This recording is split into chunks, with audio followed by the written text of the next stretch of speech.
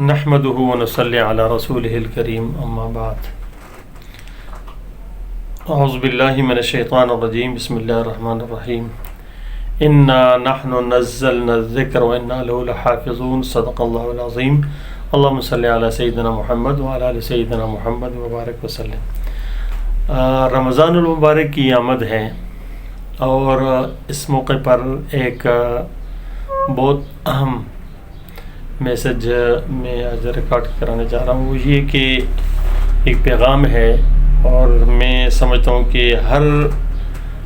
قاری صاحب جو ایک اپنا کلاس لگا رہا ہے اور اپنے بچوں کو حافظ قرآن بنا رہا ہے، ہر عالم جو جانتا ہے کہ اس کے شاگرد حافظ ہیں یا جہاں جہاں بھی وہ فاز ہے نا،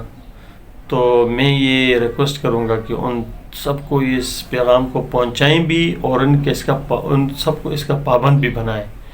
کہ قرآن مجید کو یاد کیسا رکھا جائے۔ یاد رکھنے کے لیے اکابرین سے ایک بہت بڑی اکابرین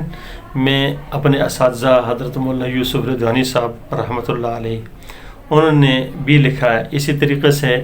بعض اساتذہ کرام کے ایک معمول تھا، انہوں نے اس بات کو بہت اہمیت کے ساتھ بیان بھی فرمایا اور اپنے معمول کے اندر بھی رکھا۔ وہ یہ کہ ہم ایسا کریں کہ تاریخ کے اعتبار سے قرآن مجید کی تلاوت کو جاری رکھیں۔ تاریخ کے اعتبار سے ایسا ہے کہ اسلامی مہینہ جو کہ 29 یا 30 کا ہوتا ہے،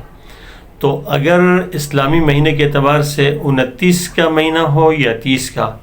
ہم نے یہ کرنا ہے کہ پہلی تاریخ کو پہلا پارہ، دوسری تاریخ کو دوسرا پارہ۔ اس کو پڑھنا کیسا ہے؟ پڑھنے کی ترتیب یہ ہے کہ صبح کی اللہ توفیق دے سب کو تہجد کے اندر، مثال کے طور پہ تہجد میں آپ نے ایک پاؤ پڑھ لیا، آدھا پارہ پڑھ لیا،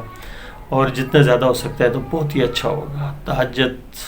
بہت بڑا عمل ہے۔ اللہ اکبر کبیر، اللہ پاک نا سب کو نصیب فرمائے۔ تہجد کی دولت اللہ تبارک تعالیٰ میں کہتا ہوں سب کو نصیب فرمائے۔ تتجافى جنوبهم عن المضاجع يدعون ربهم خوفا وطمعا ومما رزقناهم ينفقون فلا تعلم نفس ما اخفي لهم من قرة اعين۔ اللہ اکبر،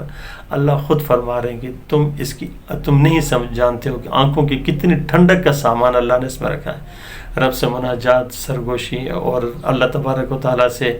خفیہ باتیں کرنا، جس طرح کہتے ہیں نا کہ بس چاپلوسی کرنا بہت ہی مزہ دیتا ہے اللہ تبارک و تعالیٰ۔ خیر،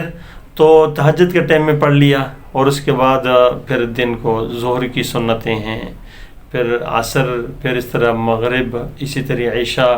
تو ان نمازوں میں وطر تک سب کے اندر ایک پارہ مکمل ہو جائے گا۔ دوسری تاریخ کو دوسرا پارہ، تیسری تاریخ کو تیسرا پارہ، یوں ہی اسی ترتیب سے پڑھا جائے۔ تو جب 29 کا ہو اعلان، اگر چاند کا اعلان ہو جائے تو کوشش کریں کہ اسی رات میں صبح تک کوشش کریں کہ ایک پارہ مزید پڑھ کے یوں اگلے دن پہلی تاریخ کو پھر جو ہے نا وہ پہلا پارہ شروع ہو جائے۔ تو اب غمی آئے، خوشی آئے، سفر ہو، حضر ہو، جو بھی ہو، سفر میں جانا ہے نا، تو معلوم ہے کہ سفر میں جانا ہے تو پھر موقع تو ملتا ہے نا نمازوں کا، نماز تو پڑھنی ہے، تو اس میں انسان یوں کر لے کہ کوئی ٹائم ملے اس میں تھوڑا زیادہ پڑھ لے۔ شروع میں مشکلات ہوتی ہیں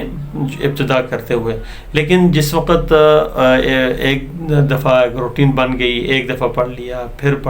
پڑھا، ایک مہینہ، دوسرا، تیسرا، تو جب شروع میں مشکلات ہوتی ہے اس میں یوں کر لیں کہ اگر کوئی بیچ میں غلطی آ جاتی ہے، کوئی آیت یاد نہیں رہتی، تو اس میں اگلی آیت سے شروع کر لیں، ٹھیک ہے، اور پھر اس کے بعد سلام پھیرنے کے بعد اس کو دیکھ لیں اچھی طریقے سے یاد کر کے، پھر اٹھ کے دوبارہ سے پھر اس کو پڑھ لیں، اور اگلی نفل کی نیت